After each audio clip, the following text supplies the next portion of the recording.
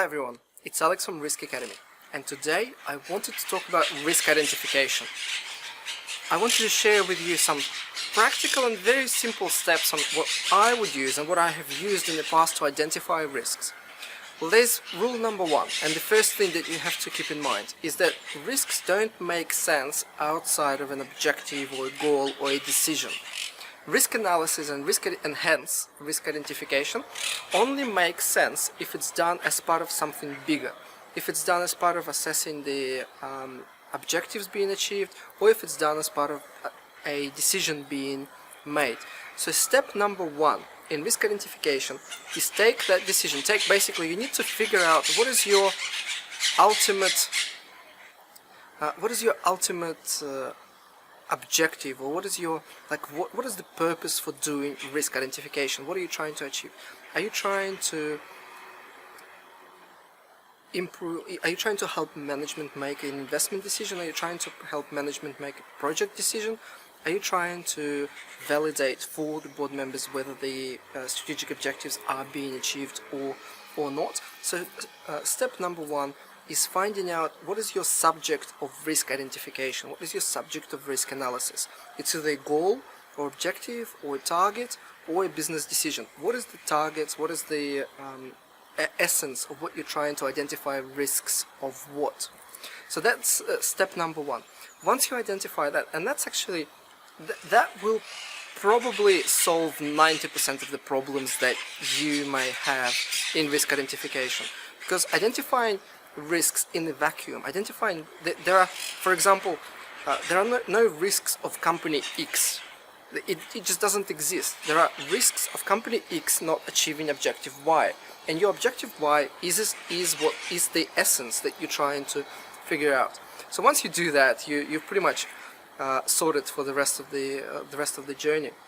So once you've identified the essence, the subject of your risk identification, the second step that I would normally do is I would break it down in some sort of tactical components, in some sort of smaller details.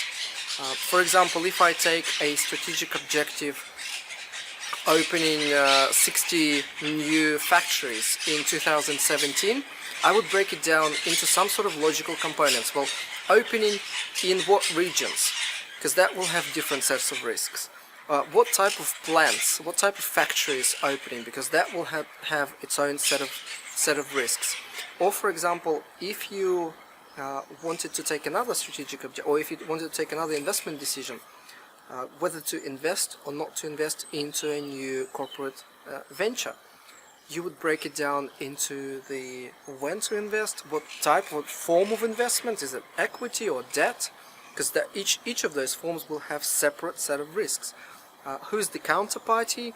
What jurisdiction the investment is going to happen? So you basically need to take your subject of risk identification and break it down into smaller components. And the tool that helped me a lot in my life is the methodology created by McKinsey. It's called MESSI. It's called Mutually Exclusive Collectively Exhaustive. It's basically you need to create a tree, like a breakdown tree of activities or tasks or smaller components that make sense for that particular circumstance. So that's step number two. Once you break it down, you then have a much more granular view of what this subject of risk identification actually means, and it makes it so much easier for you to identify risks. The step number three that I would do is I would use a cheat sheet or a checklist that there are plenty of, and there are some free available on Risk Academy website that you can download at any time. But the one that I've been using all my life, I have based on a McKinsey risk wheel that they have created probably 10 or so years ago. And that gives you a very good perspective on the different things you need to tick off to make sure you haven't forgotten anything. Because with risk identification, the biggest challenge is you will always miss some big ticket items. Because our brain is built in that way. Each of us has a cognitive bias called professional deformation, which means that we look at life, we look at situations through the lens of our own experience. And that's absolutely fine, but it's not so good in risk identification. So I use cheat sheets, I use checklists basically to remind me that there are foreign exchange risks that you need to think about. They're always there. To remind me that there are account receivables risks associated with accounts receivable, that there are legislation related risks, that there are things associated with the changes in demand or new technologies, etc., etc., etc. Safety issues, that they're always there. And you just need to be mindful of that. And the step number 4, and this is the one that will bring probably the most value, but you do have to do the 3 steps previous to that, is talk to a wide range of people within the organization. Because in their mind, somewhere deep down, there are amazing things that even checklists would not help you uncover. And it could be quite a painful process, because your first 5-10 minutes of the conversation go like this. So we've discussed all the obvious risks, and then the person you talk to says, well, I don't think there's anything else. And that is simply not true.